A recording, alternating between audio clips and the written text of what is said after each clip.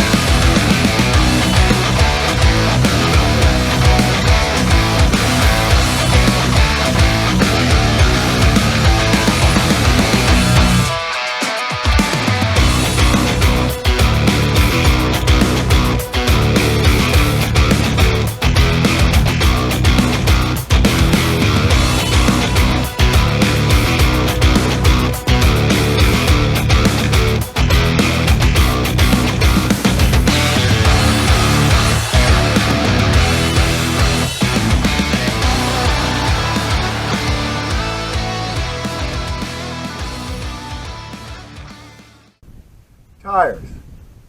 What size tires and types of tires are you going to need for trail riding and overlanding? Well, that depends on the terrain that you're in. There's basically three things you need to consider: cost of the tire, the durability of the tire, and the performance of the tire.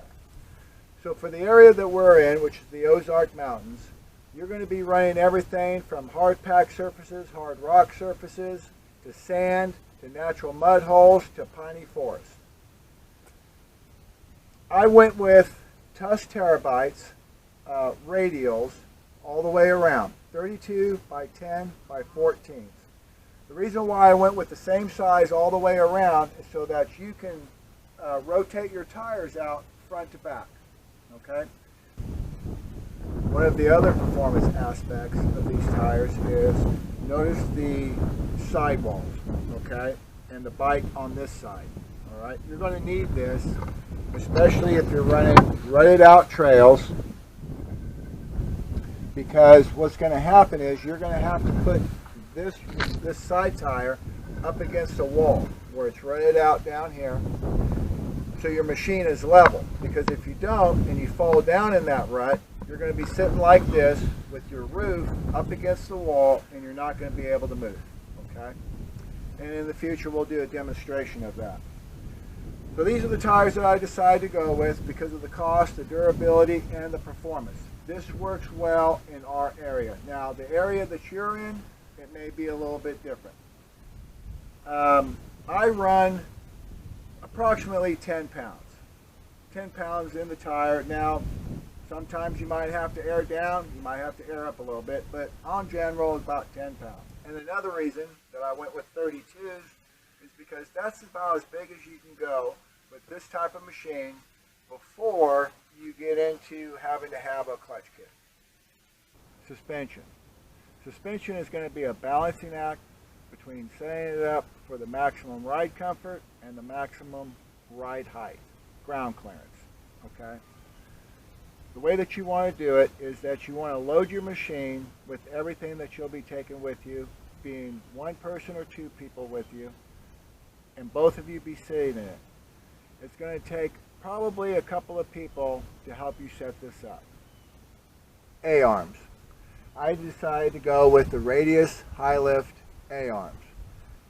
These also will give you a little bit more height, and if you notice, a little bit more ground clearance for going over rocks and things like that. Now, you don't have to use these. It's not going to keep you from going out there. It's just that I chose to use these to get a little bit more performance. They also extend the width of your machine by, let's see, 68 inches. It was 64, so 2 inches on each side. That's for this machine. Sway bars. Now, this is basically based on one's own opinion. Me personally, I disconnected the front sway bar and the rear sway bar. Now, what this is going to do is it's going to give you a little bit more articulation. The downside of that is if you're running down a Forest Service road and you might have to take evasive action for whatever reasons, there's a good chance that you could probably roll this machine, so be careful with that. Rear trailing arms. These are also radius that are going to push down, give you a little bit more clearance, and it's going to extend the width of your machine. You don't have to have these to go out, but I put these on there, or I prefer these because it just gives a little bit more better performance to the machine. Rock sliders, or sometimes referred to as tree kickers. These is something that you want to invest in. They're going to keep you off of rocks, and they're going to keep you off of trees. These right here, as you can see, have a few battle scars. These are also cheap insurance. You can get this machine wedged in between the tires on a rock or whatever, and it's not going to be good. So I would highly recommend that you install some rock sliders. Front and rear bumpers. Now, some machines that you buy, they come with them already pre-installed. Some do not come with bumpers. I would also highly recommend bumpers on both your front and rear, because you're going to get some very tight places. You may have to back up, and there's been more than one time I've backed in the trees. Well, these will save your machine, your tail lights, and everything else, both front and rear. Inside the cab, we have over here a Midland 15-watt GMRS radio that we use for communication. Also remember that channel 16 is the national off-road channel, which is monitored by other people on the trail and also the National Forest Service. Over here we have our navigation, and as we have stated before in previous videos, we use Gaia GPS. In this seat would go my stay put bag or my long-term, long-distance overland bag. Also notice we use 4-point harnesses because in this terrain rollovers are possible. In the center here I just keep a bag with some windshield cleaning material, a little bit of food, some zip ties, a flashlight, just things that you might need and need to get to quick. This is my med bag, and I carry this med bag with me all the time. It always stays here in the vehicle. At the rear of the machine, we have mounted a fire extinguisher. I also have another fire extinguisher to mount inside the cab. Here we have a spare tire carrier that I've adapted with another rack so that I can carry my chainsaw on top, an axe, and a small shovel.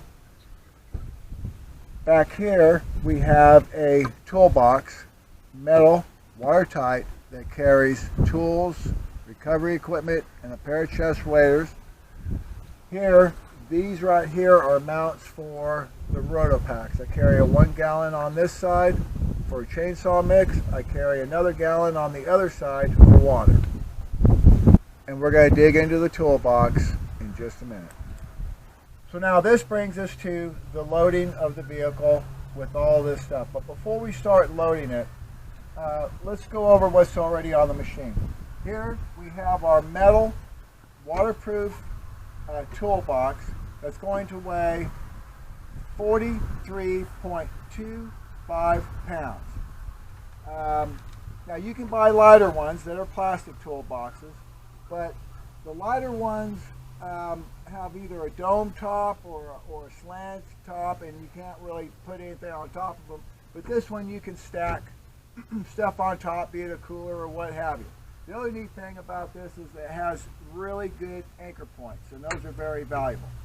The next thing that we have here is a 5.25 gallon gas can, which weighs 9.92 pounds by itself. The fuel that goes in that, the 5.25 gallons, is going to weigh 31.5 pounds. That brings us a total weight of 40.92 pounds. The next things that are going to go on the side here are going to be our side roto packs. Now those weigh 4.71 pounds plus 3 pounds comes to a total weight of 7.71 pounds each. Okay. The spare tire rack up here on top weighs a total of 19.5 pounds. Okay, the rear lights back here that you see weigh approximately 2 pounds. The water containers that I'll have on one side will weigh, I think those are, let's see, what is that, a gallon, 2 gallons? I can't remember, but yeah, they're 2 gallons. 2 gallons weigh 4.71 pounds. The water is going to weigh 16.68 pounds, which brings us to a total of 21.39 pounds each. Okay, so make sure you double those up if you're carrying one on each side. So that brings our total weight, before we even start loading everything, what's already on there, that's going to bring our total weight to 139.77 pounds. Now if you subtract that from a 250 pound max, that leaves us with 115 pounds left for the rest of our gear. So now we're going to start loading the toolbox itself. So the first thing we're going to put in there is a scissor jack with handle. It weighs 11 pounds, and I highly recommend these scissor jacks. They really work well. The breaker bar for the lug nuts weighs 2 pounds. We have a roll-up tool bag here. It weighs 5 pounds. Let me get to these other items, then I'm going to go through this box. But we have a spare fuel pump. It weighs 1 pound. We have an air compressor that you can get at Harbor Freight, weighs 3 pounds, or Walmart. We've got Fix-A-Flat tire, weighs 1 pound. We've got an extra work light, in case we're broke down on the trail at night. And let's see, let's get into this toolbox. Its total weight, I believe, was 5 pounds. So now inside this one we have a tire repair kit. We've got hose clamps in this bag. We've got a magnetic plate so that we don't drop any small screws or tools or whatever on the side of the road. We just throw them in there. We've got some stretch waterproofing rubber tape. We have a small can of WD-40. We've got in here is basically it's a bicycle tire tube. Now this is for patching tires. It also works good if you see the roll bar mounts and you get a roll bar mount that starts to slide or whatever. You can cut a strip of this, put it underneath there for grip, tighten it down, and it won't move. Then in here we have our electrical. Let me see if I can open this without spilling everything. But basically it's just a little bit of everything. You've got some extra wire, you've got electrical tape, you've got some strippers, you have a test light, you have a fuse test light, and then you have a fuse puller, and then you've got all of the fuses and connectors and things that you would need specifically for this machine. So let's put this back in here. If I can get everything back in there, right? This goes here. This goes here. That goes on top there. And then our magnetic tray. That goes there. That goes there. And I believe that is it. Yeah. Next thing we're going to talk about is this. Now, sometimes on the trail we have problems keeping everything charged, especially for long hours and so on and so forth. So this is a portable battery pack. If you notice, it's got a cigarette lighter plug there, and it's got a 110 plug, and it's also got numerous USB charging ports and a let's see, I can't read. Oh, that's a USB-C port there. Okay, and then this is the plug that you plug in to recharge this. Now this is solar powered, so on our test run, I'm going to be testing this to see how well it charges with the solar panel and all that. Okay, so now the next thing we have is we have our recovery gear. These together, you've got 2 hard shackles with a snatch block, and then a ring snatch block, and both of these together and all of this weigh 7 pounds. Okay. Next thing we have is our tree saver, in case we may need that. This weighs 1 pound.